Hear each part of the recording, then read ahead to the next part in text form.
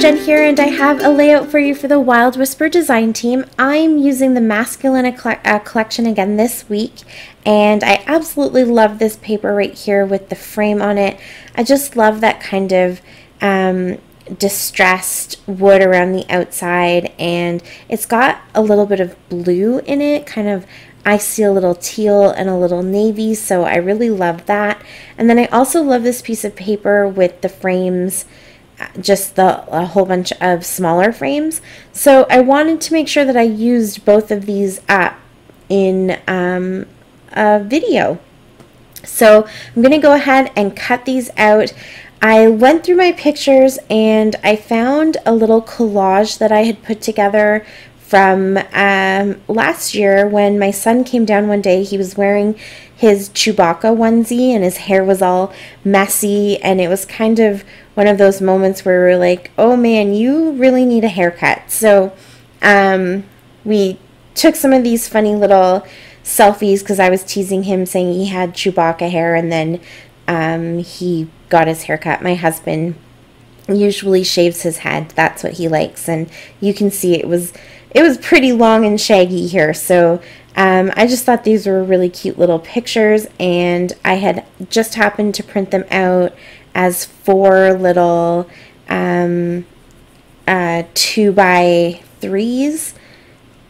Yeah, 2x3, that's right. I don't know why. I always want to say a different measurement, but they are 2x3s. One was just a duplicate, so I only end up using the 3 of them. But I just thought they fit so perfectly into these little frames.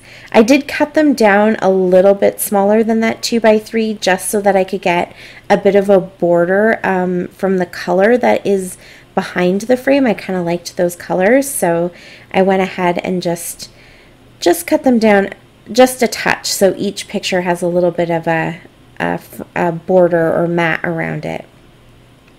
And now I'm just going to go ahead and stick them down. I didn't really have a plan other than I wanted to do pictures of either the boys or one of the boys, or somehow have the boys be involved in the pictures. Because it is the masculine collection, I wanted to get some masculinity into this layout. And then the other thing I thought would be really fun was to bring in some of the floral die cuts and just kind of play around with the idea of, you know, kind of masculine and feminine, I guess.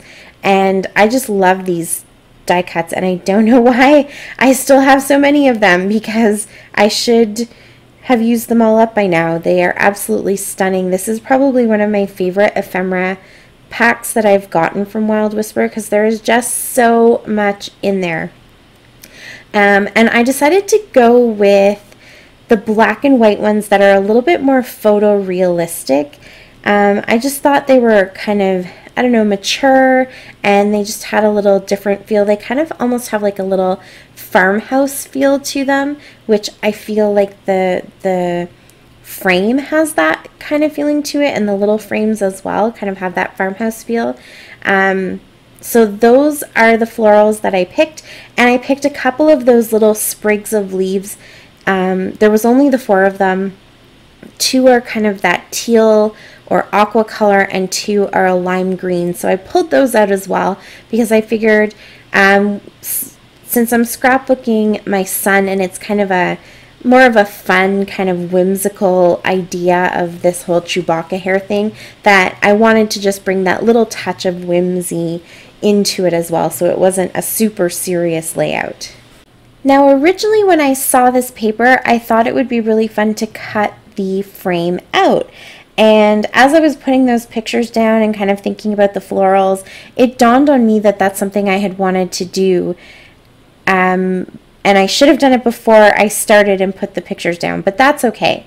I just really thought it would be a lot of fun to build a little bit of dimension with the frame by cutting out that centerpiece and popping up the frame. So here's what I'm going to do to kind of backtrack a little bit and get that done. I've just taken a piece of black cardstock, and I'm going to go ahead and put some foam around the edge of the cardstock. I'm using my tape runner and a little bit of wet adhesive, kind of to do double duty. So I would prefer the wet adhesive. I think it holds the foam a little bit stronger, but because I'm not wanting to wait, I'm being impatient, I'm putting some tape runner down so it will kind of hold the foam in place until that wet glue dries. And then now I can go ahead and just stick my frame back on top of that foam and then stick the center inside. And I could have even gone with another layer of foam, I think, and it would have created just that much more dimension. But I just kind of like the way that now there's just a little bit of black kind of peeking through and there's a little bit of shadow, and so you can kind of differentiate between the background and the frame. So just adds that extra bit of interest. And now I fuss a bit with my florals. I think I save you from watching all of the fussing, but I finally kind of land on this design right here. So I'm going to have just a few of the black and white sprigs around the pictures, and then I'm going to put these color ones on the outside. And I think that's kind of fun. Again, to me this feels really farmhouse when you have a frame and you kind of decorate the outside of the frame with some flowers, or you see sometimes where they will have a picture frame with some dried flowers hanging from it or something like that. So I get that same feel when I was putting this together.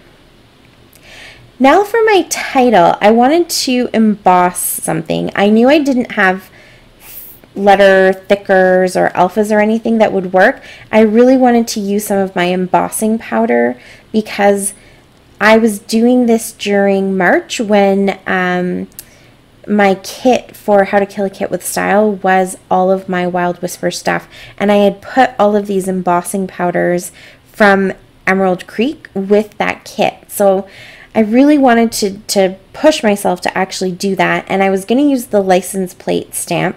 That's from their road trip collection, but I feel like the letters were just a little bit too big. And I actually don't have any other alpha stamps, so this pink paisley one, I think it was designed for one of the Paige Evans collections. It was the only other one I have, really, and it didn't emboss very well because you can see that there's a bit of a design element to it, so it didn't have the best coverage, but I went ahead with it anyways, and I'm testing out 3 different powders here. The really cool thing about Emerald Creek powders is that they have a lot of texture to them, but not every stamp works with the texture. So I really had to test this out and see which one of these was going to do the best. So these first 2 ones, the first one was Northern Lights. The second one was, what is it called? It's a Wild Whisper exclusive. That one actually worked really, really well. I just felt like it was the wrong color. This Northern Lights one also worked really well. It's a little bit more of a fine embossing powder. And then I do use the Midnight, I think it's called Magic Midnight or Midnight Magic, that navy blue one.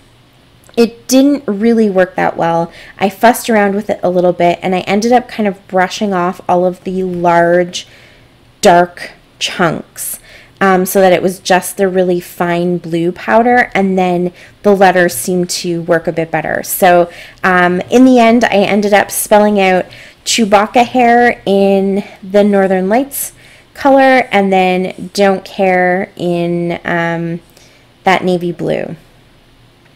And now to add a little more navy blue, I'm going to go ahead and emboss some wood veneer hearts.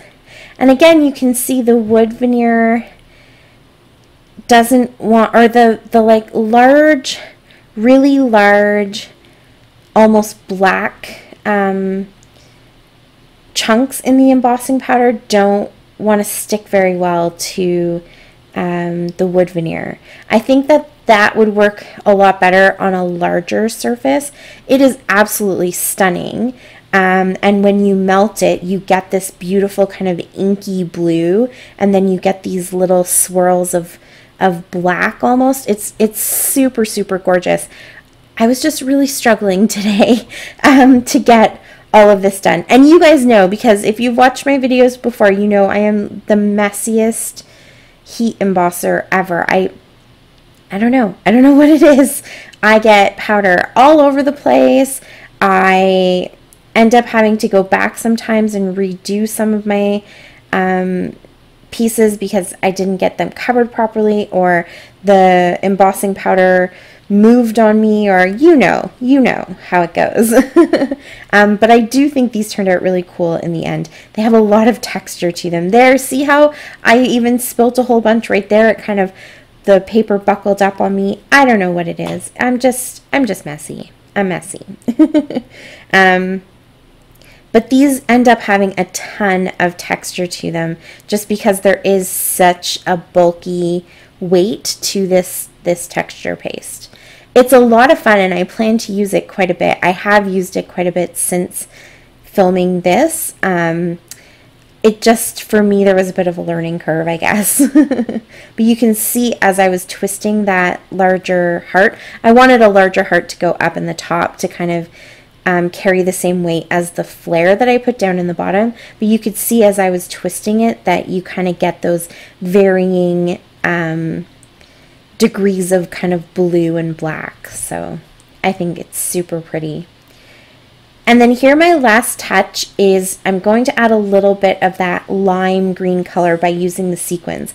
The leaves are really pretty, and there is kind of a feeling of lime green in this collection, but I just felt like they stood out quite a bit, and so I wanted to have a couple extra places where you could see that same color. So I was almost done. I had all my sequins down, and then I realized I need somewhere to journal so that the title makes a little bit of sense. So I went through all of my Wild Whisper stuff, and I found this piece of paper from the Forever and Always collection that has all these cute little labels on it, and I thought I would just quickly write my journaling in this white chalk pen. I actually got that at Dollar Tree, and it seems to be working really well. I'm pretty impressed. You have to go over your letters a couple of times to get the right opaqueness, but I'm kind of enjoying it. And I thought, again, this really has that kind of farmhouse feel, that chalky chalkboard writing, and just a little label stuck in the bottom to journal what this layout is about. And I think it looks really cute. And I used quite a few collections here because that flare in the bottom is from Child at Heart. So yay for me. I used Masculine, Forever and Always, Child at Heart, and Floral. And that is it. Thank you so much for watching. I really appreciate it. There is a link down below to the Wild Whisper store, and you can use my discount code DTGen to get 10% off of your purchase. If you have any questions, leave them for me down below as well. And until next time, stay safe. Happy scrapping. Bye.